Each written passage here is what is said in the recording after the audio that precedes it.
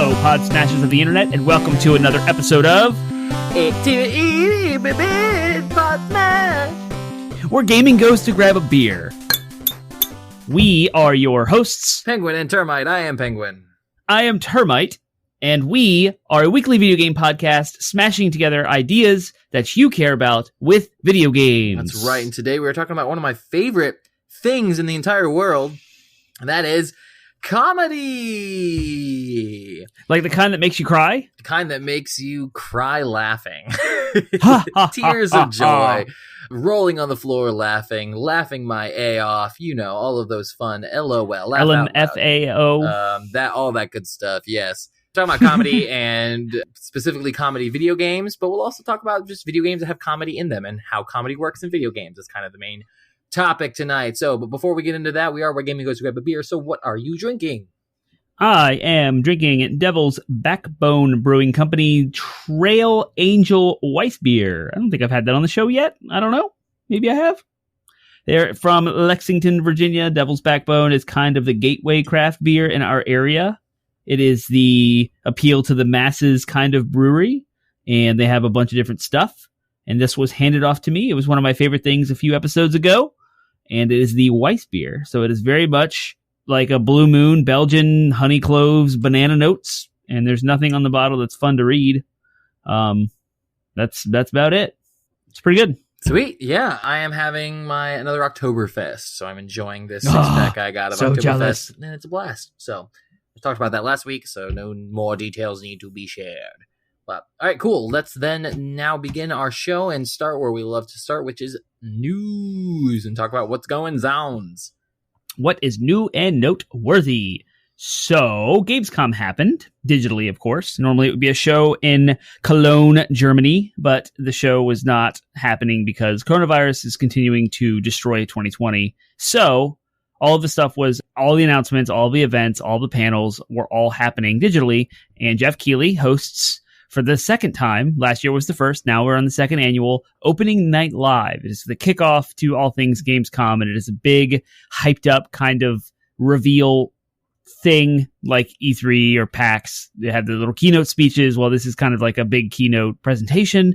Jeff Keighley wanted to do something different. Normally he sits behind his desk with a camera and he'll run through an event with his Summer Games Fest that he's been putting on. And he decided it would be cool to actually film something live. So it was actually live. He was on a real stage by himself, socially distanced, and he had a huge screen behind him, and all of his interviews were digital and virtual. So all the devs and stuff that he interviewed all were from their desks working from home, and he was able to like interview them live. I don't know how he did it because it was flawless for being live. And anyway, there was a bunch of announcements, and you can go look up that list. I was going to run you through some of my highlights. Again, this is a Penguin and Termite show. We are not obligated to talk about anything because we don't have any sponsor deals. Right, because we have, of course, according to our guest, maybe 5 episodes ago, Ryan said we have 12 listeners, so we're obligated to talk about whatever we want and not our 12 listeners. So here we are. See, that's supposed to make you laugh. See, that was comedy. And now...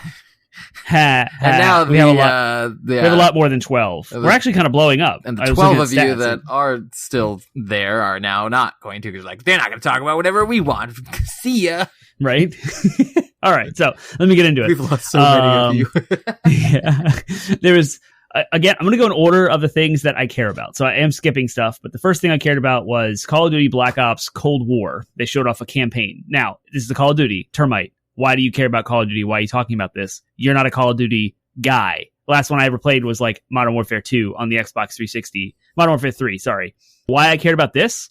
Because it's a cross-gen game, and there's a whole bunch of hullabaloo about how you can forward-gen, backwards compatibility, enhanced console mess behind it all. So I'm interested in seeing what it has to offer. Then they showed an actual in-engine cinematic, and it showed a war room because it's happening during the Cold War. So there's nuclear warfare happening, or at least the threat of it. And there's all this like government talk, mumbo jumbo stuff, which is like Metal Gear Solid. So my antennas were beeping. I went in, I looked at it, I liked it. And then in walks the digital version of Ronald Reagan. And I was blown away by how real he looked. It was kind of scary. And we had an episode a few weeks ago about the Uncanny Valley and the graphics like plateau. And I was like, we're so close to actual photorealism. It's all we need is like one more step. And because it did not feel awkward. There was no uncanny valley. Like Ronald Reagan looked like who he was supposed to be. And it was intense. Anyway, so that was kind of cool. Follow that story. It's like historically accurate, at least part of it, with a little fiction story around those historically accurate events. Next up, did you watch any of this stuff? Do you have anything to add about? No. Okay. No, I didn't really watch Gamescom. I didn't want to blow through it. I had a busy week last week, so I didn't really catch any of it. Doom Eternal has a first story DLC. It comes out in October, and I don't remember the name of it. Come on, you got to have the name. What is this unpreparedness? The Ancient Gods, Part 1 is what it's called. I am the worst, buh. Next up, there was a ridiculously long, unnecessary demonstration of a side off of World of Warcraft called Bastion. Shadowlands Bastion. I don't know what it was. And we sat and watched like a 5-minute long exposition. Like, I guess it was an excerpt from this like graphic novel animated thing. I didn't know if you knew anything about it. I don't know. They do these little like animated things for getting people hyped about the story before each expansion. I think they started it with Warlords of Draenor, but they like release it in like a series. So they did a bunch on the different horde leaders for Warlords of Draenor, and then before BFA, Battle for Azeroth, they did the kind of 3 characters that were contributing to the war and the conflict, and then this time they're doing each one's a dead character that like they died previously, and so you're seeing their point of view as to each of the 4 major zones of the Shadowlands. So that was Uther in that video. Uther died in Warcraft 3. So anyways, doesn't matter. It's going to be a garbage expansion. It's the one expansion I'm not. It's the first WoW expansion I'm not buying. Are you not excited about it because of how disgusting Blizzard has been this year, and like the Blitzchung thing, and like we're boycotting it, or is it actually bad? I don't. As someone who follows it more than me, it could be end up being a good expansion. The problem is I've lost all faith in Blizzard. Apart from all of their all of the social justice warrior aspect of the things that I'm mad about for them, from a genuine like gameplay perspective, Warcraft 3 was such a bomb, and Warcraft 3 Reforged. Battle for Azeroth itself 2 years ago was kind of crappy. I'm just so disillusioned with them right now. They aren't making good games anymore. And all of the things, it's like if they were making great games and being a terrible company, it would be like, well, at least they're still making good games. But the bar for Blizzard is completely lowered. They're just another garbage company to me now. Yeah, and they had that whole like what was the Diablo Immortal debacle last year at BlizzCon. Yeah, the game still hasn't come out. The game still hasn't come out. It's like 3 years ago, 2 years ago that they announced. It's just telling. What's going on over at Blizzard right now? Right, it's just a mess. Yeah. And so, I don't. Even if the expansion, even if they do pull it together and pull out a pretty good expansion like Legion was, I just my trust in them is so broken that I'm not even hyped at all. I don't care. I'm not invested in the story. They whiffed the story so bad in BFA that sorry. No more needs to be said. I'm not getting it. Okay. I'm not hyped about it. There you go. Sweet.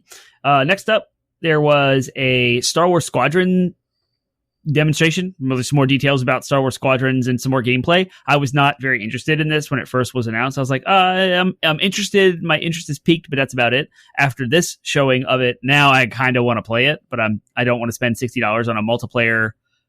Essentially, it's a multiplayer game. It's like 2 squads, and then you have like world battles against giant Star Destroyer-esque ships, whether you're on the Republic side or the Empire side. You can be on either.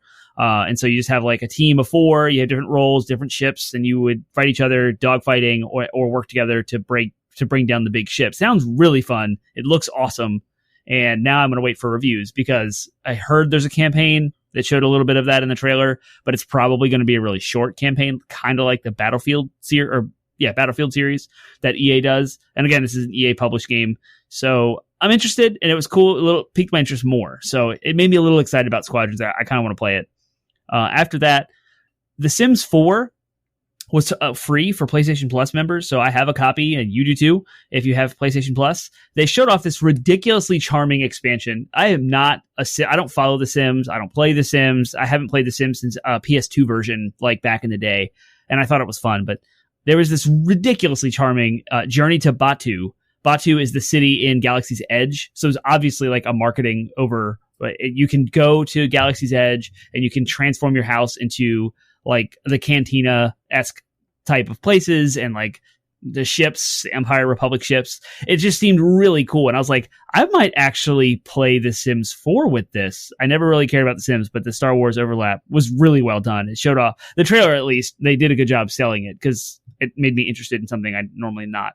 So I thought it was pretty cool. 12 Minutes was shown off again. It's a ridiculously fascinating indie game where there's a murder that happens, but you play it over and over again in 12-minute increments. And so like you're the victim or the murderer, but it's like a murder mystery kind of. I don't know enough about it other than that you play it over and over and over again at 12 minutes at a time, and you relive the same thing, but you do something different every time. And it looks really fascinating. So they showed that off. Go check it out. They showed off Mafia, the definitive edition. Mafia is a franchise that has escaped me entirely. I have the third one because of PlayStation Plus, but I've heard good things about it. It's kind of like a Grand Theft Auto-esque game set in the 40s with the Mafia, and the definitive edition upgrade looks really good, and I was intrigued to see that. Maybe it's just because there's a huge gap in games and there's nothing new to play right now. I'm just catching up on stuff between now and November when Cyberpunk comes out, so everything seems interesting. I don't know, but Mafia seemed great.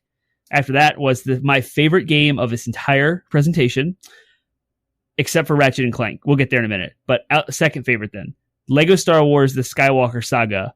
They have taken the Lego Star Wars games and they're now making a new one that covers all 9 movies of the Skywalker Saga. It is not a remake. It is a completely new game built from the ground up with a new engine. It's a cross-gen game now, which was not the case before, and it was delayed from this October to spring of next year.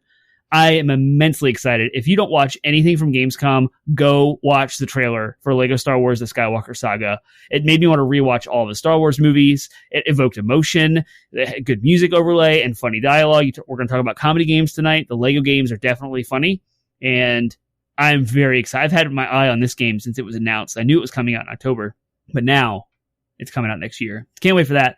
They showed off Season 2 of Fall Guys. It was another highlight of the show. Season 2 is all about medieval. So there's a whole bunch of medieval costumes, and they're adding a whole set of new obstacle courses to run through and different mini games for Season 2.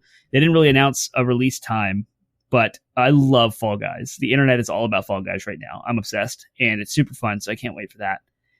Then the last thing that I cared about that they showed was Ratchet and Clank, A Rift Apart. They showed off a 7-minute long demonstration of actual in-game play with the full UI and the full experience of what Ratchet and Clank has to offer.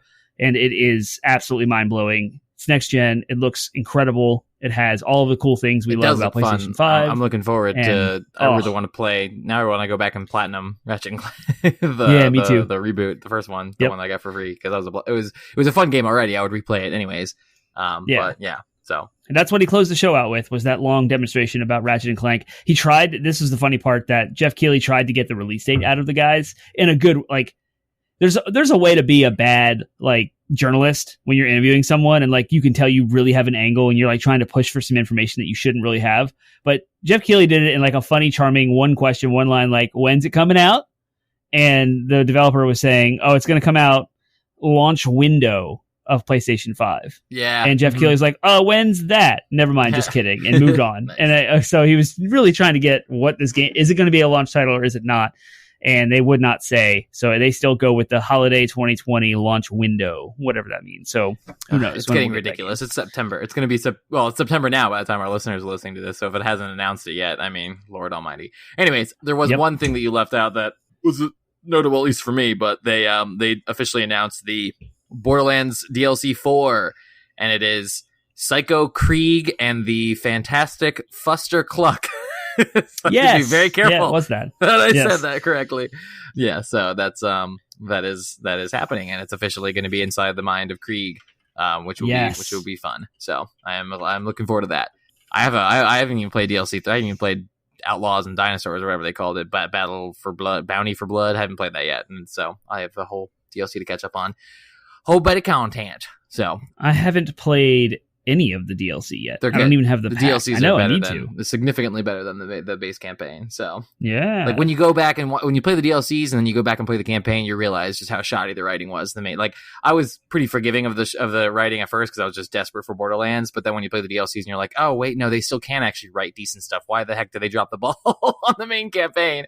It's kind of disappointing, but. the only other piece of news we have before we move on to our next segments is it just came out today. It's fairly breaking news for us now at this point in time, but it's Ubisoft indicated that their games will not be, or that, well, they indicated that their games will not be backwards compatible on on the PS5. They will not be backwards compatible past the PS4. So nothing that Ubisoft has made for the PS1, 2, or 3 will be backwards compatible. This is in contrast to what they have said about Xbox. They have said that all of their games that came out on Xbox 360 and Xbox One will all be backwards compatible on the Xbox Series X. So it's indicating, at least hinting at, if Ubisoft is saying that, then it's hinting that, even though Sony hasn't made an official confirmation of that, it's hinting that that's probably the case, that that Sony is not going to make their system backwards compatible with the last 4 generations.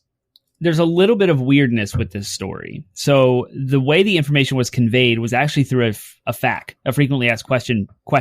And the question was, how does upgrading from PlayStation 4 to PlayStation 5 work? And then they have, as part of our next-gen update process, PlayStation offers a number of features designed to help you move from PS4 to PS5. PlayStation 4 players will be able to join multiplayer games with PlayStation 5 players. Then this weird out-of-nowhere sentence, backwards compatibility will be available for supported PlayStation 4 titles, but will not be possible for PlayStation 3, PlayStation 2, or PlayStation games. This is on a Ubisoft website, a Ubisoft FAQ about upgrading from PlayStation 4 to PlayStation 5. And since this has gotten out, it has now been updated to remove all mention of backwards compatibility. So that's weird. Like, the moment it goes out, now they're backpedaling. Interesting. That's gone now. Sony. Sony probably yelled at them for that one, but... And if you rewind back to Mark Cerny's discussion, he had that one graphic, that slide, that showed PS5, PS4, and then there was like more space on the bottom on the left-hand side. It was like this little folder tab that looked like he was about to start talking about PS3, but he never did, or PS2 or PS1. And so, like, it goes to beg the question, if there is no backwards compatibility plans, why did they even have that exact image? Because we expect to see that image again, but then updated to have the rest of the information.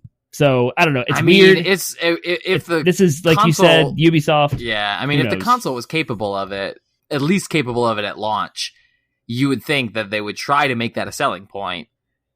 But again, I don't even know anymore. Everything that I thought was normal and logical this year regarding these console releases, these console launches has been proven completely wrong. So I probably shouldn't. I should just not even guess anymore. But my logical brain says it doesn't make sense. Like, it makes more sense. I would be more surprised if they came out in the 11th hour and was like, by the way, bust out your PlayStation 1 collection because you'll be able to fire those puppies up on this sucker, after taking great lengths to say that we haven't even tested all the PS4 games. You know what I mean? Like, why would they add 3 whole more generations of libraries worth of games to test on that thing when they're already struggling to ensure that the PS4 game library is going to be compatible on it?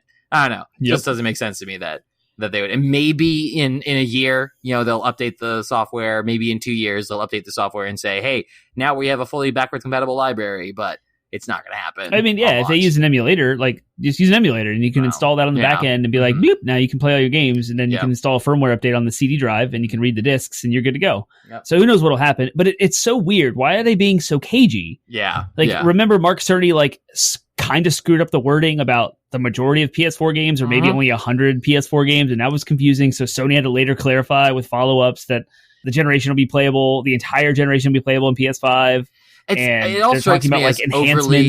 It strikes me as all overly cautious. Like, they are just they've been thrown so many curveballs this year that I feel like they're just trying to keep things as tight as possible, trying to control the narrative as much as possible. Mm-hmm. That's the only, both companies. I mean, Microsoft's doing the same thing. So it's very odd. So anyways, the only last thing I wanted to say before we started is we did an episode on superheroes two episodes ago. And at the time of this recording is the week, or like the few days after Chadwick Boseman has passed. So rest in peace. Oh, yes. Black Panther King, rest in peace, King of Wakanda. Yeah, very sad to hear. Very, very sad. Very, very. Our thoughts and prayers go out to his family and all the fans who have been affected by his his passing. So he concealed cancer for 4 years. Right, he shot multiple movies while undergoing. I mean, they said he was shooting movies while undergoing treatments. Like, man is just a legend. Like, it's insane. So, our thoughts and prayers go out to the family and the fans as well, because it's definitely. It's been a crappy year, man. Like, just in general. Didn't Kobe Bryant die this year too, or was that like an eon ago? No, that happened. That happened before COVID. Like, it was in the before times. Because 2020 it feels like an eon. Like, do you remember the Australia? Remember in January the Australia wildfires, or the time that Trump almost started World War III? Like, those are things that also happened this year, but have been completely overshadowed by the pandemic. So much has happened. We've been through a lot. As a society, we have been through a lot. So that's enough of that. Passing. So we hope to provide a way retreat, but this is kind of our way of also processing and mourning that particular loss this week. So, anyways, all right. Whew. And we just did an episode on superheroes, and I don't think we talked about Black Panther at all. I would love to see a Black Panther game. Throwing that out. Oh my gosh! Why didn't we think about that? I know, right? Yeah, Black Panther whole game. Armor that absorbs all the kinetic energy and spits it back out. Like, that's totally a video game thing. Yeah, Come on! Oh, we need a Black Panther game. They need to do it in his honor, and they need to make it amazing. For sure. All right, do it. Do it, Insomniac. Do it. Yeah, Insomniac. Yeah, you're probably the best one to do it right now. So, all right, cool. All right, so Chadwick Boseman passing is definitely not our favorite thing, but doing this podcast is our favorite thing. Doing this podcast is our favorite thing. Favorite things. Favorite Things is a segment of our show where we share with you something that we are excited about in hopes that you might find your next favorite thing. So, take it away, Termite. My favorite thing is that my wife and I traveled to the lovely state of North Carolina to visit our dear close friends. Jacob Hall, he's a friend of the show and has provided beer for the show and is interested about... Did you kiss him on the cheek for me like I asked you to? I cannot disclose the level of intimacy expressed between the two of us because this is a family-friendly podcast. But did you do it for me? Did you show him affection for me? Maybe there was a way I showed him affection that was from you that was not as endearing, but we won't go there. I'm kidding. Carry on. We had a great time. We thoroughly enjoyed our time there. My son and their daughter, 4 and 5 years old, and their youngest child and my youngest baby are close to the same age as well. Well, almost, they're a year apart. But yeah, we had a great time. Everything worked. It was a 5-hour drive that I anticipated to be horrible, but it ended up being perfect and amazing and fast to get there. And then our time there was incredible. We just had a lot of time in their house. We didn't really go out to eat. We just kind of had all of our meals in the house. We grilled out. We drank lots of beer. My wife and Colby, his wife, went out and had like a wine tasting and did some things while we took care of the kids, which was super fun. We had them all outside on the deck and they were running around and we took a bunch of pictures. It was great. So fantastic, like 3 or 2.5 day weekend, because I took off work early on Friday and went down there, and it was like able to get away and kind of recharge and have some fun and do something different, see lots of things different, but also finally catch up with our dearly beloved friends who moved away only a month and a half ago. So it was fantastic to catch up with them. So that was my favorite thing. Cool. Well, sorry, you guys can't do that. I was going to say, there's no suggestions in there. Yeah, that's fine. Yeah, I can't suggest that. It's okay, though, because I've got a suggestive one. So, Suggestion one.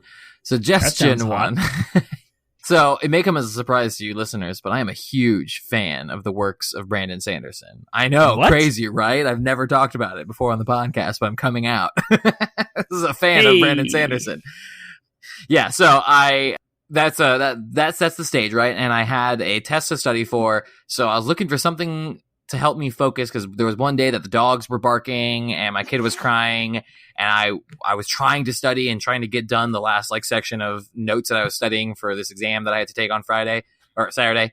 And so I needed something to listen to that didn't have words, so I couldn't listen to Hamilton because I needed to focus on what I was doing, and I have notorious focus issues. But I needed to drown out the sound, so I was aware that there was an unofficial soundtrack for the Stormlight Archive books by Brandon Sanderson, and it's titled Kaladin, which is the name of one of the characters in the story, and it's by a group called the Black Piper. And so I had known about this, that it existed, and so I fired it up just as a way to help me drown out the dumb dogs barking. I love them, but and it was amazing. I was almost too distracted again by the music and how awesome the music was to even stay focused studying. But I ended up it ended up being what I needed to help me focus. And then I went back and was like, that was so awesome. I want to listen to it while I can actually listen to and focus on the music too. So I've been listening to the soundtrack pretty much nonstop all weekend. And it's great. It just reminded me how much I love good, like, movie quality orchestral epic soundtracks. Like, I love the Lord of the Rings music. I love Chronicles of Narnia. The first movie had just an incredible soundtrack. Inception. There was even a little like bits of like Hans Zimmer Inception in there, Pirates of the Caribbean, like all these soundtracks I grew up loving and listening to. And this is, again, it's completely original and completely unique, unofficial, not necessarily associated with any movie or project of any Brandon Sanderson's work, but it's sort of inspired by that.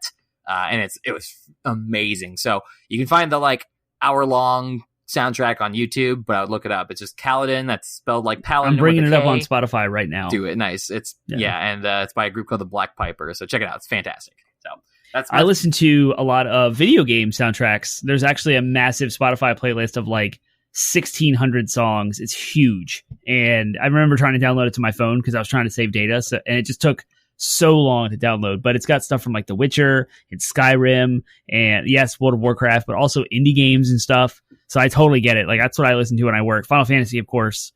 There's another guy I listen to, TPR. Thanks, Kevin, friend of the show, for that suggestion. But I listen to a lot of video game music when I'm working. And, you know, we have a topic on our list that we've been wanting to do forever now on video game soundtracks and video game music. And we might have a special guest. We're not holding out on you guys, right? We're trying to find like a special, like someone who's actually involved in making music or planning music for video games.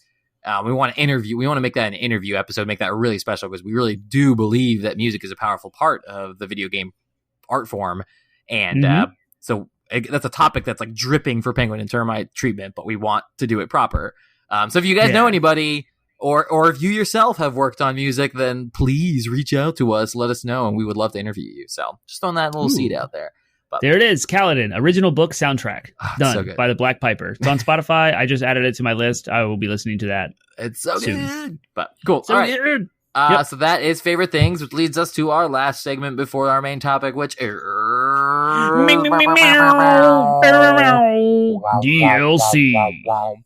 Downloadable content, or DLC, is a segment of our show where we have a little fun mini game sub-discussion of our main discussion. May be related, may not be related, but it's a conversation you wouldn't normally have about video games. Whew. All right. A little add-on content for you. Yeah. Yeah. All right. So DLC, our game today. I need you to pick a video game character that is not from the Metal Gear Solid series. Right now, like, boom. You need it. Without any other now. context. Just yes. Okay. Yeah. Scorpion from Mortal Kombat. Scorpion from Mortal Kombat's great. Perfect. Actually, I probably should have had a few more qualifiers in there, but you picked a good one for this, anyways. Intuitively, I love it. So, comedy in the traditional sense of the word. We will talk about it in more detail on the shows, but comedy used to mean, before it became associated with like humor and laughter, it was associated with any play or story or work of fiction that had a happy ending. And that way it contrasted tragedy. Tragedies had sad endings. Comedies had happy endings. So what I wanted to do is, in honor of that, for our DLC today, I wanted to take a tragic or dramatic character from a video game and give them a happy ending. And so your pick of Scorpion was a great one. What does a happy ending for Scorpion look like? Well, he was part of a clan of ninja that was warring with the Lin Kuei that Sub-Zero was with, and I don't remember his entire backstory. I should know more of it. But he ends up like kind of dead, but yet brought back to life. Kind of dead? He's dead. He's a skeleton with the burning fire in the back of his face. Yep. So, man, I'm like horrible at my Mortal Kombat lore right now, and it was fresh in my head from playing Mortal Kombat 11. So a happy ending for him would be he would get the vengeance. Justice would have been served because he's seeking vengeance for like murder of his family by the Lin Kuei, but it's not as black and white as that sounds. So like justice needs to be served. His happy ending is that happens, but maybe he is resurrected and gets the next chance at life. I kind of think and he doesn't fight anymore. I like the happy ending for him that's like the self-sacrifice. Like maybe whatever necromancy brought him back to life, he figures out that he's able to use it to bring his family back to life or something, or go back in time and save his family, but in doing so, he finally gets to move on and be at peace. I feel like that's a little bit more of a happy ending that instead of necessarily just straight up vengeance, because there's kind of that dark side. You know, we kind of treat in a lot of American Western storytelling, we kind of treat the like, hey, yes, he's vindicated and getting vengeance, but like then there's a whole other form of storytelling that's like vengeance is never the right thing, even when it is somewhat justified. And so I always feel kind of icky. I used to be all about it, like, nah, screw it, vengeance, yeah, get your vengeance. But I sometimes feel icky these days about just a straight up vengeance plot. So I would be happier for Scorpion if he was able to somehow save his family retroactively, but then move on to the next world in the process. According to Wikipedia, he is survived by a wife and child, but he is an undead specter who has been killed by Sub-Zero. Oh. so okay, he'd well, be able to come maybe back not. and like get that life with his wife and child. And Sure, okay, yeah, there you go. That's Yeah. perfect. That's even better. Yeah, he gets to go live in peace with his wife and child. And Sub-Zero also gets to go on and live in peace, I guess. I don't know. Whatever. Yeah. Happy ending? Is that happy? Like, is that a good Mortal happy Kombat has a crazy story. Yeah, it's a happy ending. That's great. I like it. All we right. should do that more often. That you like that? Just giving characters. Well, then we can do the reverse and give characters a tragic ending. Ooh, Give happy, like Mario.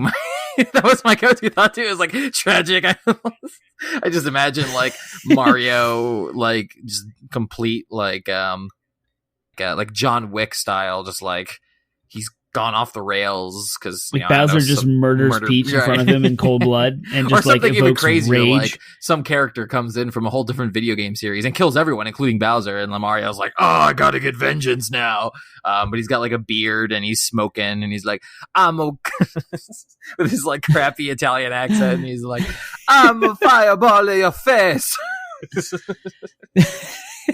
Brutal. I don't know. And you just had a bonus DLC. Yeah, there you go. Thank you for that. But Mario is always our go-to. It's like he's almost as bad as Solid Snake at this point. But yep. All right, cool. That's Almost. DLC. DLC. Okay, so we are talking about comedy. We are, and as much as we did just do a DLC on happy, kind of happy ending style comedy, like we are focusing primarily. It is 2020, and comedy has changed significantly over the last 2,000 years or whatever since the Greeks. So yeah, we are talking about comedy as in the funny haha, funny laughter kind of comedy. So then let's start there. We'll kind of talk about comedy apart from video games first and just talk about what it is and what it looks like. So my first question, what is comedy? How does it work? Like, why do we laugh and why do things make us laugh? And then what are kind of different forms of comedy that we'll also see later with video games specifically. But cool. Did you want to answer that first question, what comedy is? Sure. You put some notes here. I don't know where you stole this from, unless you wrote it yourself. No, but I stole it from Wikipedia. Nice. Or at least I stole that first. We borrow a lot from Wikipedia. I stole that first sentence from Wikipedia at least. All right. The other is Comedy is a genre of fiction that refers to any discourse or work generally intended to be humorous or amusing by inducing laughter. Mm-hmm. Yeah. So, I mean, actually, it doesn't even have to necessarily be a genre of fiction because stand-up comedy is comedy as well, and it's not fiction necessarily. It has fictional elements. Yeah, I mean, it's like storytelling, right? It's just like, and that's where I think of like the discourse, like any discourse or work that is generally intended to be humor. As I mentioned before, comedy in its, back in its Greek days and back in its Shakespeare days, that's several hundred and thousand years of worth of history right there. But even as recently as Shakespeare, comedy was something where it's like, oh yeah, it's not necessarily funny. It just means it has an happy ending. Some little fun tidbits from my theater days. One of my favorite little Shakespeare facts is about the play Romeo and Juliet, which is not what used to not be my favorite. One of my favorites. I used to not really care for it, but I grew fond of it, especially when I learned things like the play actually builds. The first half of the play builds like one of his comedies in such a way where like Comedy of Errors or Twelfth Night, those plays where they have happy endings. It's building in such a way, it's structured in such a way where it makes you think that it's going to be a comedy, and then a huge twist happens and it goes spiraling into tragic territory in the second half of the play. Really cool stuff.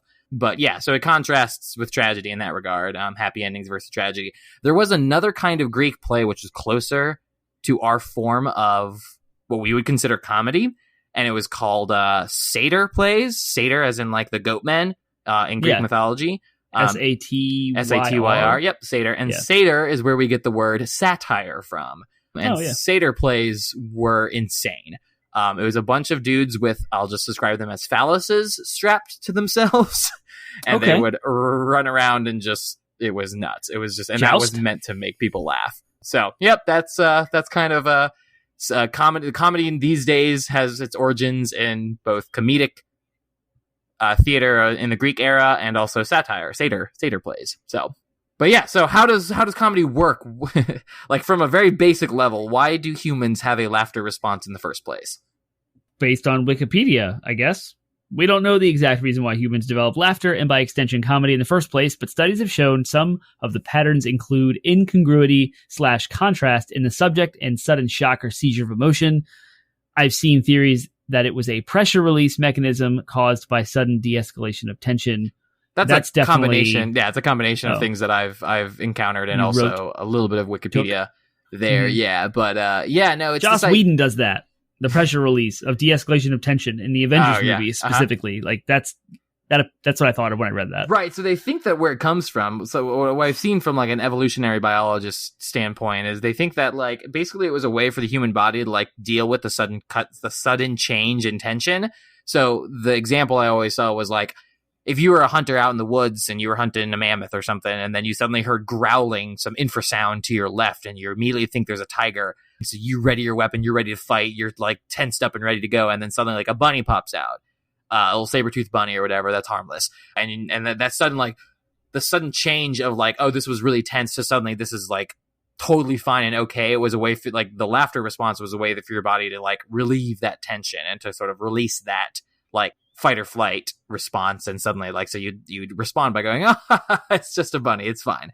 And so so it's kind of that. So what we see then, you can kind of even see that like in comedy now. So when you think of what comedy is, it's usually some kind of shock to your expectation. Like you think that the conversation is going to go one way, and then someone slips in a joke or slips in clever wordplay that you weren't expecting. It's incongruity or contrast in subject matter between what's being talked about and then what was actually presented that results in a sudden shock. Like, oh, wow, I didn't expect that. And that makes you laugh. And it's the same, just from a biological level, it's the same idea of like, oh, they've built the tension and then released the tension. And so you laugh as a response. A video game example of this is the first Silent Hill on PlayStation. When you walk into a terrifying locker room and you see a locker shaking and there's this tense music and you are scared to death. And I infamously handed the controller to my brother and said, you open the locker, I'm done. And I covered my eyes. He popped open the locker and a cat jumped out and went meow and ran off the screen. And did you guys laugh? Like, yeah, of course. Oh, yeah. Like, yeah, exactly. And then he ensued to make fun of me forever and never let me live that down because I'm the younger brother that was scared of a cat. Right. And good dramas and good horror will use comedic. That's what the whole term comic relief. We talked about the comic relief in our episode about character, our literary episode about characters. And that's, I mean, again, it's the same principle applies. The reason the comic is a relief is because it usually is a way to diffuse the tension using comedy, using that incongruity and subversion of expectations. But you pulled these up, right? The two theories Yeah, I pulled these from an article on Gama Sutra or Gama Sutra. I don't know how, I find them randomly, but it's an old website. So this is from Dan Cook from 2012. And he writes, there are considered the two recent theories of humor. Indiana University researcher Matthew Hurley suggests that humor is an evolved response that helps us rectify gaps between our current mental models of the world and reality, which is kind of going back to what you were saying about subverting expectation. The University of Colorado professor Pete McGraw's research suggests that humor involves, quote, benign violations of expectations. We laugh when we can safely fix Hurley's gaps, the previous quote, in our mental models. So the gap between current mental models of the world and reality, and then when we can laugh in those gaps because of benign violations of expectations. That's the combination of those two quotes. I thought that was pretty interesting. Yeah, talking no, about I'm looking at video games, something real quick because I want to make sure I get the... so there's a book by a couple of authors, Sharna Halpern, Del Close, and Kim Johnson. And it's a book called Truth in Comedy. And it's something that's really good for... I encountered it back in I used to do improv comedy with a troupe, if you will, in Harrisonburg when I was in college. And we were encouraged to read this. I actually never did read it, but we were encouraged to read it. And the whole idea of truth in comedy is it involves a certain amount of like truth. Like, we don't always laugh at you usually rarely laugh at pure lies. Like you always want some nugget of truth in your comedy, even if it is complete farce, complete like the thing that will be the most funny is when they're like, ha, yeah, that's true. And I think that is actually exemplified in, we'll talk about the forms of comedy now. And the first one I'll talk about is satire.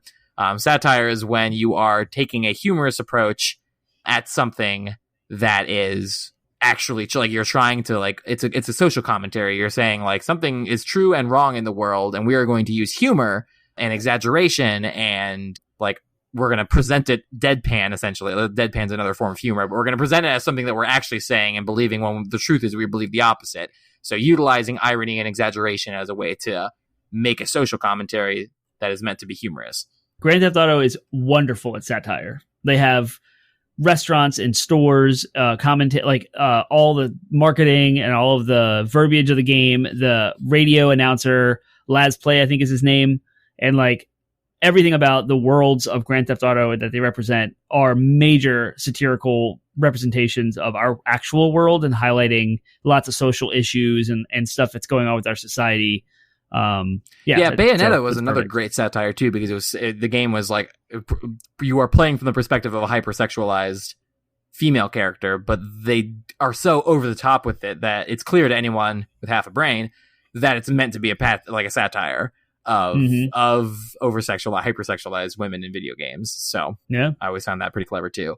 Other forms of comedy include physical comedy, like the other word for that is slapstick, where it's just like the physicality of what's happening. The classic example is tripping on a banana peel is Mario Kart. Physical humor. Oh yeah, Mario Kart.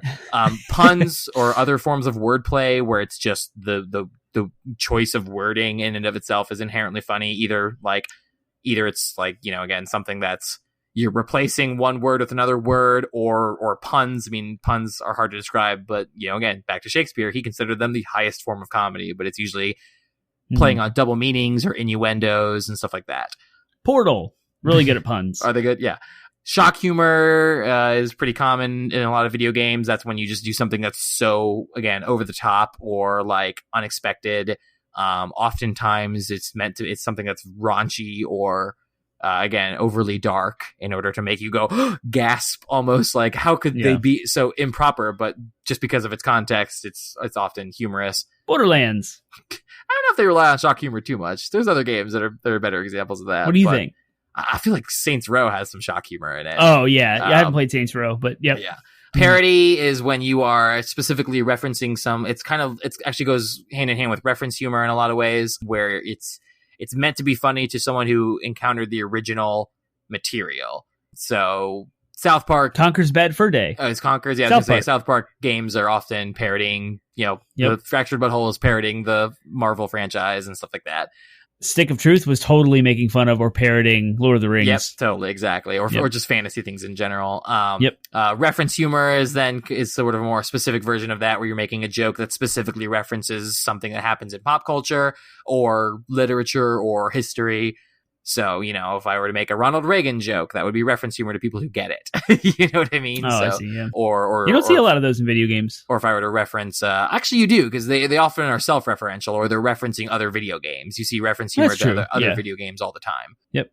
One-liners are when it's a single word joke or a single line joke. Those are good. So they're usually jokes that oftentimes they will rely on reference humor. I don't really have a video game example of this, but Arrested Development had some fantastic one-liners. Oh my gosh, yeah. Like her. Yep. Or egg. Egg. And so if you understand the context of that joke, you'll laugh, and if you don't, then you won't. So deadpan, I mentioned it earlier. Deadpan is when it's more not necessarily about the joke itself, but about the delivery. The greatest deadpan performance I think of all time was April Ludgate in Parks and Recreation, where everything is just so like she'll say the most ridiculous things, but she's just doing it so you like it's deadpan. It's so I'm gonna go slit your throat, and then we'll bathe in your blood, and then we'll buy a puppy, and like all that's supposed to be hilarious because of the way she's delivering it, as opposed to the actual content itself. So it's more of that's deadpan. Gosh, I have so many. Observational humor is kind of the it's when it's just like My favorite example is from a show called Letterkenny, where the character he's like, I think I'll do some observational humor, which is funny because he's played by a comedian who actually does observational humor. And then his whole thing, when he actually stands up and does his whole thing is, his whole shtick is, so did you ever notice that, people will get shopping carts, and then he'll make a joke, but then he keeps repeating that. Did you ever notice? And it's just when you're observing something in reality and then with a humorous twist. Prop comedy is when you're using something that's either an inherently funny prop, like oversized blender or something. It's probably going to be a hilarious prop in and of itself. Or you're using regular props and doing something comedic with them. Doing something, again, incongruous, like you're taking a jacket and you make a rowboat out of it or something. Hilarious. And then there's... I'm dead. Yeah, and then there's... character comedy is when you have characters that themselves are inherently funny. Borderlands is a great example of that, where you have like Handsome Jack is straight up character comedy. Yeah. And then anti-humor is something that it's fairly new, but it's kind of that like hipster, like it's unironic, you know what I mean? It's the idea of like when you say something like what did Batman say to Robin? Get in the Batmobile. Right. You expect a joke. It's almost like it's anti-humor because it's setting up a joke, but then not actually saying a joke. And again, because you're expecting a joke, it's then funny because again, it violates your expectations. So, yep. Whew. There's so many more. I mean, those are just like, that was just like a very basic list. I kind of cherry picked a list from Wikipedia. The list I pulled from was even longer, but those are kind of the ones that that's kind of a broad, high level of the forms of comedy that I kind of have an understanding of. So, that's cool. Cool. We had video game examples for almost all of them. Yeah. So that was pretty cool. Yep. Well, cool. Well, then now let's talk some more about video games. What are comedy games as opposed to versus games with comedy in them? Because there are few games out there that don't have at least a couple of moments of like genuine laughter, but they're not comedy games. So what would a comedy game be? And just in general, what are some examples of the funniest games that you've played? Yeah, I'm going to answer both of those at the same time, because there's a ton of comedy games out there. Well, what are comedy games first? So let's if you've ever heard of like, comedy games are meant to be funny. They're produced to be funny. So their entire objective is to evoke that emotion and like response. And they're usually, like you said, satirical or like jovial, parody, making fun of stuff. But the good ones are the ones that have good mechanics and gameplay to build and back that up. Yeah, I was going to say, have a good game built from the ground up, as opposed to like, Call of Duty might have like a joke or two here in the campaign, but it's not a comedy game, right? Whereas like Borderlands, the UI is meant to be comedic in some regards. The guns themselves, the mechanics of the game are meant to amplify that humor and that comedy. So it's kind of stylistically built from the ground up to be a game that's comedic. And that's not to say that it doesn't have its dramatic moments or a good story in and of itself. Like they don't, again, they don't have to just be like laugh tracks the entire way through. Like it doesn't have to be an episode of The Big Bang Theory to be a comedy. Like it can be, which is not even a great comedy from my estimation. But it can still tell a perfectly dramatic moments. I mean, like Roland dies in Borderlands 2, spoilers, I guess. That's a dramatic moment. It's not played off for laughs. But the rest of the game has enough of comedic comedy in it and has enough sort of over the top nature of it that it's a comedy game as far as I'm concerned. Especially in the DLC when Tiny Tina's in denial that he's dead. Oh my gosh. It's both funny and sad at the same time. Yeah. You're like, this hurts, but it's also so uncomfortable. That in the it's middle funny. of a giant parody expansion that's just Dungeons and Dragons. It's so great. Borderlands is fantastically layered. Another good example of a comedy game that I love was one of the first ones I really experienced was Conker's Bad Fur Day. Was a massive... it's Rareware opening world, at the time, open world exploration. Now, by today's standards, it's not open world, it's linear. But Collectathon kind of makes fun of or parodies itself. So Rareware had, prior to this game, had come out with Banjo-Kazooie, Banjo-Tooie, Jet Force Gemini, Donkey Kong 64, which were these like explorative Collectathon games. So it made fun of that. It parodied itself in its previous entries in this kind of game. So the art style and the world that they are in is very reminiscent of those Collectathon games. And there are ridiculous dialogue comments where you have to go collect something for no reason.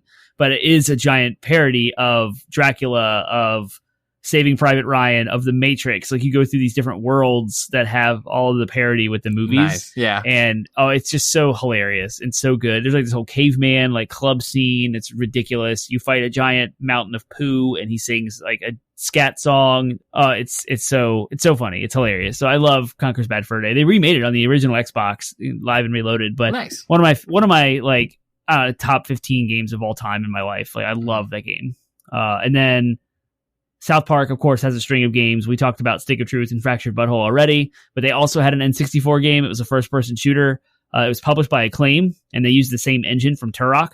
So it had the whole like map overlay and stuff, but it was absolutely ridiculous. The jokes were just all the writers. Matt Stone and Trey Parker. Matt Stone and Trey Parker are geniuses. Like, even if they have the South Park's a 20-something season show, and they have dips in quality, but overall, the show has more or less maintained its quality and its relevance over the years. I cannot wait to see what they do with 2020. Like, it's going to be so good. But the games are like surprisingly even if, the games came out during some of the seasons that were hit or miss, and both games have been just phenomenal, like keeping up that quality of good comedy throughout the entire game experience. That it's, they are, and they're good quality games. So I would highly recommend checking out, especially Stick of Truth and Fractured Butthole. So, yeah.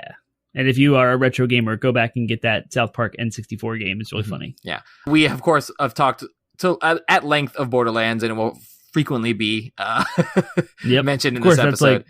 Borderlands, all of them are pretty funny. And Borderlands 1's probably the least funny of them because it was still, I don't know if it was necessarily had hit its stride yet. Right. And then Borderlands 3 is got hit or miss quality throughout the main campaign, but overall there's still plenty of laugh out loud moments, at least for me. Some people really find Borderlands humor to be, I was surprised at how many people found Borderlands humor to be not like they didn't like the humor, but I mean everything from the guns that yell kill kill kill kill kill kill kill or the guns ridiculous over the top that say that speak shout vulgarities and explicatives, exactly, when you reload them and stuff hilarious. Like that. I mean, I can't imagine anyone would not be charmed, I mean, by Handsome Jack. The writing for Handsome Jack is just fantastic.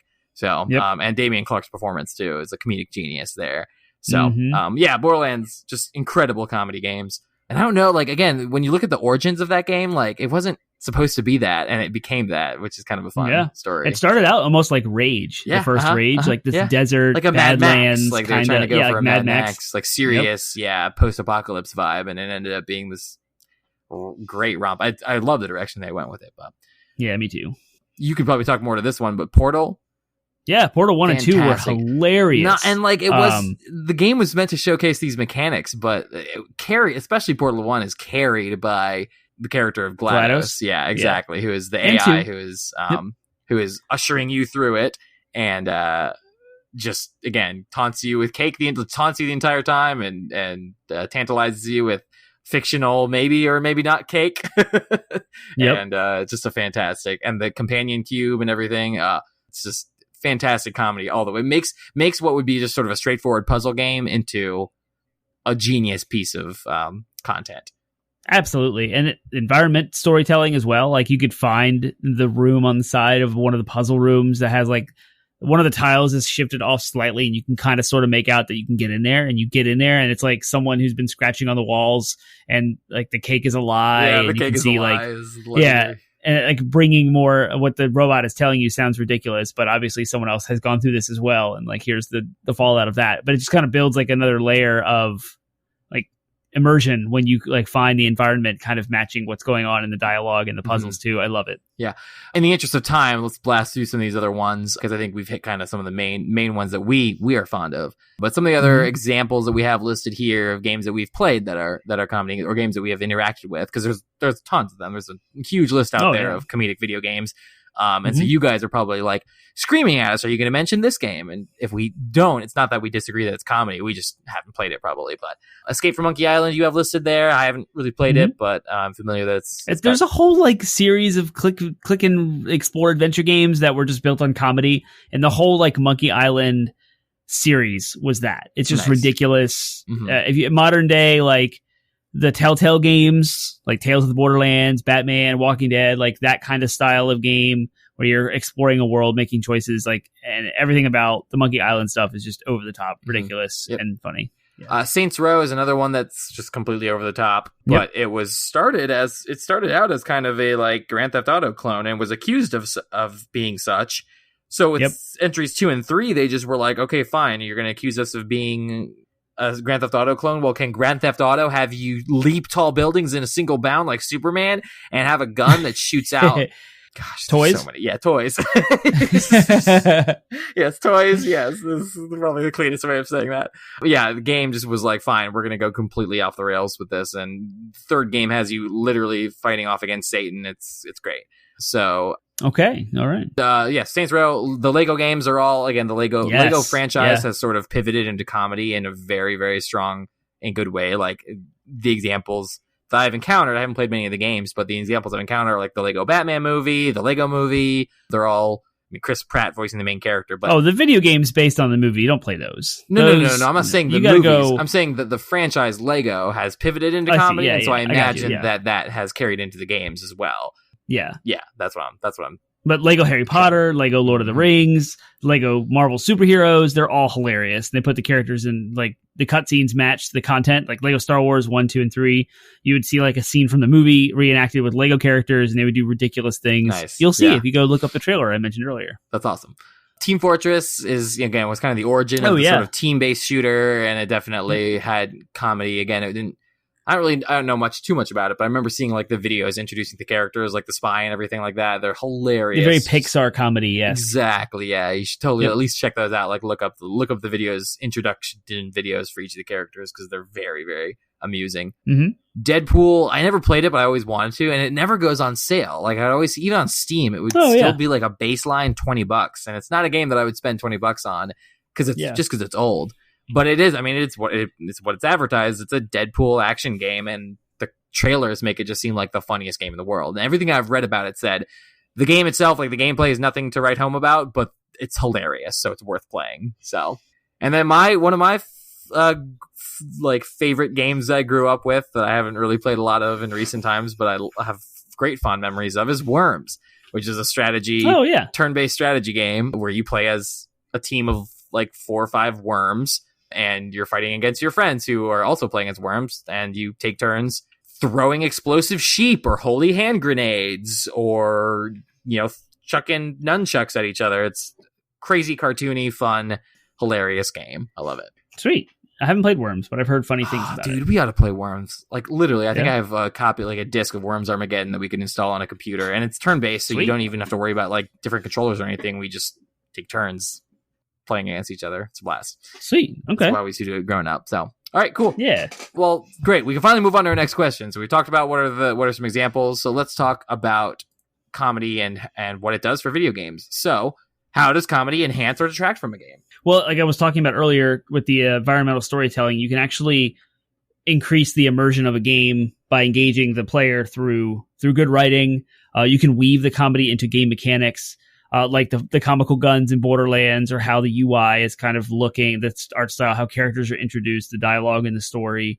South Park's battle system and character skill trees from the 2 games we mentioned, Stick of Truth and Fractured Butthole, all build towards like the text of the like the description of the ability itself. Like, I'm manipulating a fart in one of them to like blow up something or catch something on fire, like craziness in the world. And things like it's just giving you tips too, like giving you hints. Sometimes like they can do clever things with the way that the character, like they hint you at doing things like, hey, why don't you try setting the character on fire? Maybe, you know what I mean? And they can do that. It's ridiculous. Yeah, exactly. Mm-hmm.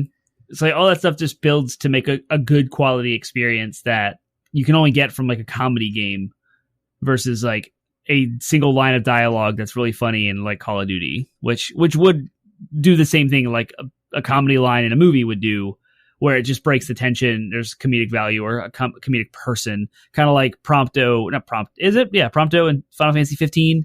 I haven't played Final Fantasy 15. You have not. He is the jovial guy he's my spirit animal in that game, but he like cuts one-liners all the time throughout. But it's not a comedy game. He just like enhances the dynamic between the main characters by being more of the funny guy instead of the other 3 that take things way too serious. And so like that contrast is a way that comedy can enhance a game through building a character in a party like that. So it's kind of a game by game basis, but the comedy in a game, if done properly, will enhance everything else around the game. Yeah, I mean, and not. And a good, even games that aren't comedy games themselves, so games that are meant to be played and taken seriously, like if you can weave comedy into moments, or into either moments or a character, like it can really make your game seem more than one dimension. You don't want a game where it's just bleak the entire way through. Like sometimes you got to raise someone's hopes in order to crush it, or you got to give some light in order to drown them in darkness. But like, yeah, like I feel like it's always more of a powerful experience for me when I'm playing even a horror game and something is amusing or funny in it. Like, for example, one that I can think of playing just off the top of my head, like Resident Evil 2 Remake, a game that is meant to be as straightforward as possible, and yet you can play the entire game as like the old janky polygon versions of the character from the PS2 versions. Yep. And that's amusing, that's funny, especially when you give me the choice to have like a comedic interaction with the game. So yeah, I think that comedy can really serve to add more layers, like you were talking about, add more dimensions to the experience than just the straight up, straightforward aspect. Death Stranding. Yeah. Which had like no comedy in it at all. There's some, but there's a lot of comedy just in how seriously the game took itself sometimes at certain points, though. Not with those Monster Energy comedy drinks, but oh my gosh, yeah. Well, you just bust out laughing how ridiculous it is, but it's not supposed to be funny. It's a great segue into bad examples of comedy in games. Good call. Yes, how do the comedy detract from games? Well, that wasn't supposed to be funny, so I guess something that's serious, but you end up laughing at because it's ridiculous. That's not really comedy. That's not a distraction. The subjective nature of comedy can leave some players feeling differently about comedy than others. And so some players, like you said, Borderlands is a great example of that. Yeah, exactly. Instead of like, we're cracking up and dying and laughing at ourselves, dropping the controller on the floor, other people they feel awkward, or like, this isn't really funny. Maybe it feels kind of forced. And at that moment, you are broken from your immersion entirely and left with distaste.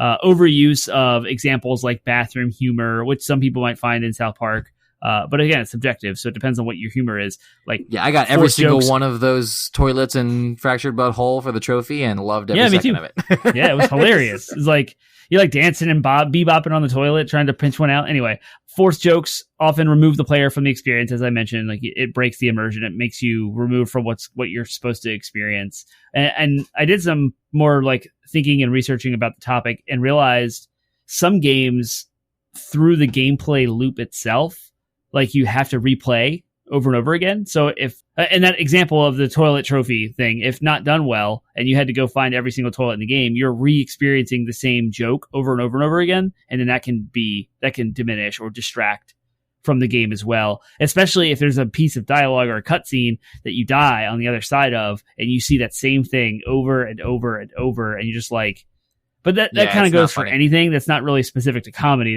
That can be a dramatic scene, or something else. That's probably one of that's an insight that is you're on the money with that, because there is a rule in comedy called the rule of threes, which is a joke is funniest when it's repeated 3 times. So whether it's, again, like a running joke, a running gag, like the first time it's the setup, the second time it's they brought it back, and the third time is like, haha, this is a thing. But anything beyond the rule of threes has diminishing returns. It becomes less funny over time, unless you throw like another twist on it that makes it funny again.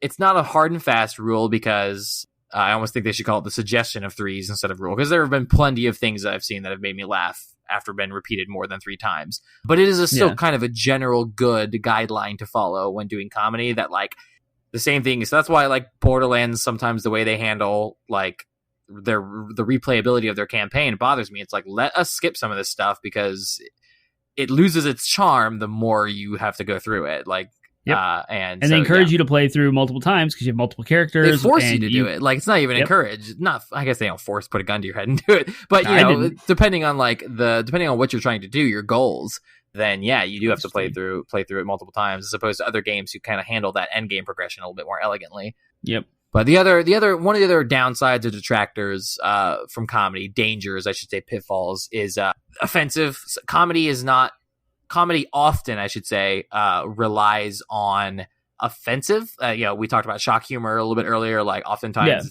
it's it can be offensive to people, and there's totally multiple schools of thought. Like I totally understand the idea of like sometimes offensive things are funny, but there is definitely an idea of like comedy and tastes change over time. So something that's funny to you as a 13-year-old may not be funny to you as a 33-year-old.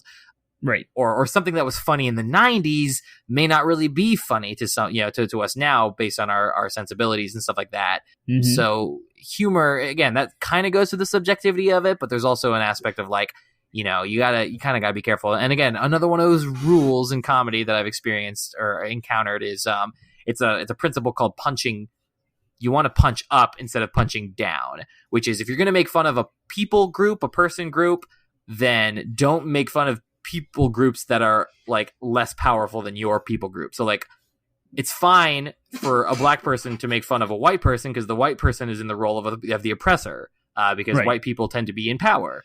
So it's perfectly fine for someone who is oppressed to make fun of someone who is an oppressor, because that is their, that's a way of rebellion. That's sort of enterprising human spirit. It's way less funny when a white person makes fun of a black person because then it just seems like you're just punching someone while they're down. So that's the that's the difference between punching up and punching down. And it's a rule that comedians tend to try to follow because, again, they don't want to run into this pitfall. So, people who are writing video game stories or developing video games, they are in the role of the comedian if they're including comedy in the game. So it's very important for comedians to understand when they're punching up and when they're punching down, and more importantly, when they make their players feel like they're punching up or punching down. Because when you're then in the role of the player, you are then the person who is, if you're laughing at the joke, then you're either punching up or punching down, depending on the context. So that's true. Yeah. So definitely. There's a hilarious stand-up comedy on Netflix that referenced how she's from Australia and it's easy to make fun of Americans. And she referenced that it's not quite punching up so far anymore. So that was pretty funny. That's funny. I like that. Yeah. Yeah. No, but it is because Americans, come on. We have the most nukes, so we're always going to be the punch-up targets. Yeah, but sure. Great. Never mind. I can't say anymore without getting myself into trouble. Moving on. All right. So great. So let's talk about video games specifically, like in regards to what are the advantages. I mean, we've kind of hit on some of these, but what can video games do with comedy that other mediums can't? We touched on storytelling. Obviously, is already kind of a unique thing in video games as it has evolved from go back to our best video games of all time, and we're now hitting the stride in the 90s where stories are finally being told through games in more meaningful and realistic artistic ways. And so with that, you have the same benefit that video games have to storytelling, you also have for comedy, and you can do that comedy through the same type of storytelling that you would see in a book or a movie, but it can be accentuated in different ways as the player is interacting with this medium in an active way instead of the passive consumption way. Right. And found objects and stuff like that. Like I was going to say like environmental storytelling Easter or something that happens around you. Stuff. Yep, exactly. And then humor through mechanics. We talked about how the game itself can be funny in its mechanics. So like building a character a certain way, or like the parody or the satire that they use in the way the character trees and the weapons and items and stuff work. But I thought this was kind of interesting too, thinking about it from a little bit of a different perspective. Video games provide the most unique multiplayer experience you could ever find. Like board games are one thing, or like watching a TV show or a movie together is one thing. Like going out to something to do something together is a totally different thing. But video games playing together, a multiplayer environment that could be from like playing GoldenEye 4-player split screen to the online interactions you would get like in Fall Guys today. Players themselves bring their own dynamics to the table and create humorous interactions within the game that the game itself isn't really doing. Sure, even if the game extremely unique. Exactly. Yeah, even if the game is not trying. I think of one of the best examples of that I can think of is like Final Fantasy Crystal Chronicles. The game has built in this idea of holding the chalice, and the person who holds the chalice doesn't get to fight, but does get to determine where the group goes. So people constantly fighting over the chalice, but then also fighting over like the chalice has just revealed a chest, so everyone rushes to try to get the chest in time or whatever, where the chalice holder is like, no, wait, so he drops the chalice, and everybody runs over to the chalice. So it just creates all these great moments of humor that are completely organic based on what the players do. So yeah, there's definitely a role of that comedy plays in the multiplayer interactions. And thank you for that example of Final Fantasy Crystal Chronicles, because that's where the game design can actually, that you especially create that kind of stuff with a system in place. Overcooked is another example of something hilarious that can just bring people to anger and frustration. You just want to hit each other with the controllers. But like being able to, the game creating repeatable opportunities to create and confront mental models, like we were talking about earlier, how you have like you subvert the mental expectation with the gap, but the game creates the space for the players to do that within themselves and create like a unique story. The rules of the game deliberately encouraging players to create their own time together, place and group for specific jokes. Like there are so many like inside jokes amongst our friend group from playing Halo that, like we would yell obscenities or something as we threw grenades and Smash die. Bros. Me and my group of friends had some names more vulgar than others for all the various characters. Yep. That I still to this day I remember all of them, and I'm like, yep. That character is also known in my friend group as this, and it's usually something vulgar and hilarious. Yeah, I mean, there's funny moments, and there are even funny moments in MMOs or those live service games where you're playing together and something hilarious happens. It's always great. So cool.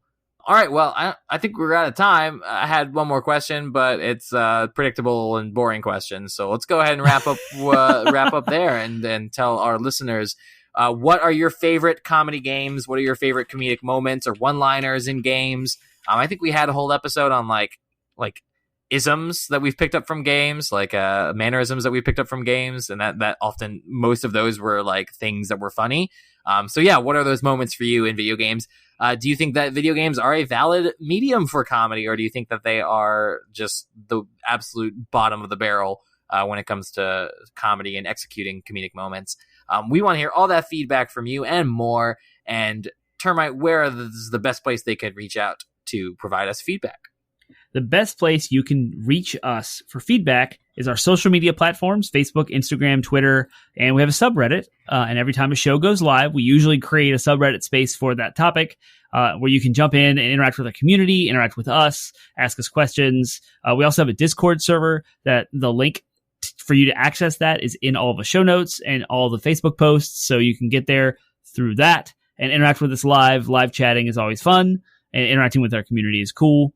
If you are here by way of a video of the day on YouTube, or if you heard us through a friend, you can go to, and you want to know more about our show and you want to hear all the episodes and stay up to date, go to 80bitpodsmash.com. That's our landing website where you'll find links to Google Play, Apple Podcasts, Spotify, Stitcher, iHeartRadio. We're on all the podcast platforms you can think of. And if we're not somewhere you want us to be, let us know and we'll put ourselves there. Speaking of Apple Podcasts, it would be fantastic if you could go on there and leave a review for us. We would love a 5-star review, but we want you to be honest over more than anything. And we've gotten 14 ratings so far, and we have 100% 5.0. So we need a lot more than 14 for the algorithms to bubble us up to get us more exposure. So please go there. We promise to read your review. You can write anything you want. We are a family-friendly podcast. We might have to censor it, but please go there. We have already read one review on the show several episodes ago. So please do us a favor, write a review, check us out, and experience us there. Also on twitch.tv/80bitpodsmash, we will stream something we're digging, something we play once a week on Wednesday nights at 8 o'clock. They usually last an hour, sometimes 2. And that's a great spot to interact with the random internets, as well as our community and us, the players. So hit us up. We are all over the internet. And if you need more of us and you don't have us, that's your own fault, because we are everywhere. Hit us up. Yeah, that is a thing. Yeah. All right. Next week, we will be doing a very special episode where it will be an interview, and we'll be talking to a business owner here in our area that was going to be opening up a barcade physical gaming space, and his plans were interrupted, to say the least, by the coronavirus pandemic. So we're going to talk to him about that and discuss with him what that has looked like and the challenges that he has faced in the last few months. So it'll be awesome, and that will go live next week. Yeah, it's a very special episode. I'm looking forward to it. So we will see you next week. Huzzah.